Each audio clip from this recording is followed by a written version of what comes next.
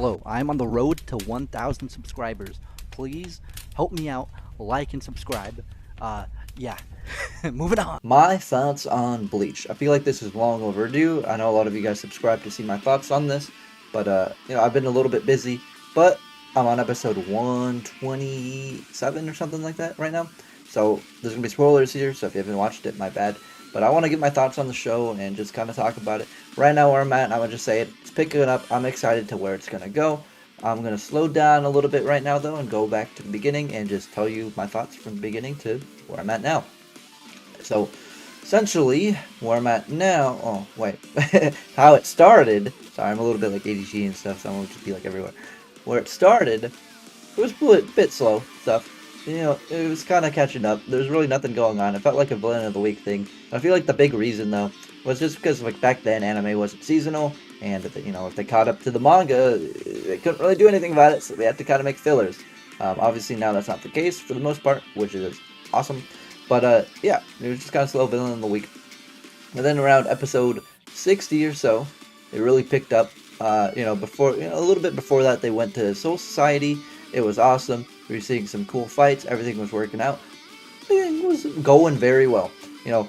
Ichigo fought Kenpachi. Awesome fight. Very cinematic, I suppose. After, he learns his Bankai and, fights Bakia. Awesome.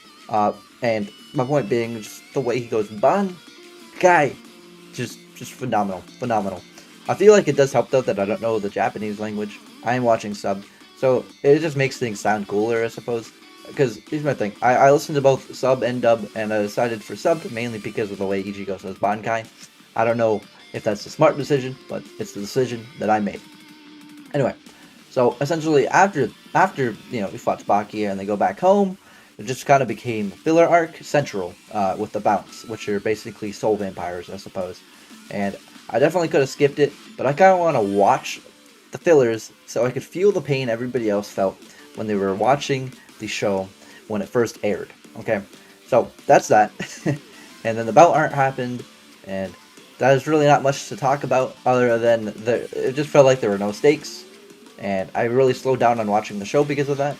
Uh, Like, essentially, I knew this person wouldn't die. I knew this person wouldn't die.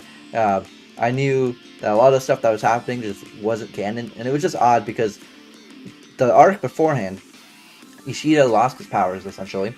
And throughout the bout arc, he basically had them lost the whole time. Which is like, yeah, okay, that makes sense. Then he got them back towards the end of the arc, just to lose them again. And it's just kind of like, well, canon-wise, he never got them back, I suppose. In that sense. Currently where I'm at right now, he's trying to gain them back. Anyway, point being, there's just a lot of stuff that happened. It's just all like, why would they? I guess they're trying to fix it to make it canon again. It's just really funny. I get it though. They had to, slow down because they didn't want to catch up to the manga at the time. But it's just like, dang, that's crazy. But here's the weirdest part though. If I actually did skip it, and I'm gonna talk about the arc where I'm at currently now. If I actually did skip it, it would have been a little confusing for me, mainly because right now where I'm at, Ichigo, well. I'm past that now, but where I was Ichigo was fighting his inner hollow, and during that part he was having hallucinations and of his past fights with Kenpachi, Bakia, but then Cardia, which is Jin, which is one of the bounce, essentially popped up in one of his hallucinations, and that's filler, much like the Mod Souls. Actually, I didn't even mention that they introduced new Mod Soul characters in the bout arc, and yeah. I don't know. It's just interesting how they're like kind of weaving in like anime canon to manga canon, I guess. I say anime canon, but filler to canon, I suppose. So, but yeah, essentially there's a lot of stuff where I feel like if I would have skipped the arcs up and like, who are they and stuff, especially like the mod souls, that would have been the most confusing part, I feel. Anyway, but yeah, so they pop up and he hallucinates that fight with the Bout again, and it's just like, well, I definitely got the, oh, I know that guy feeling that I wouldn't have gotten if I would have skipped the filler. So, I watched it. And, but yeah, so now I'm at the place where Ichigo, I'm going to where I'm at now. So Ichigo finally fought the hallucinations, and he won. Essentially he got approached by some dude to be like, hey, the inner hollow are inside of you, you're one of us.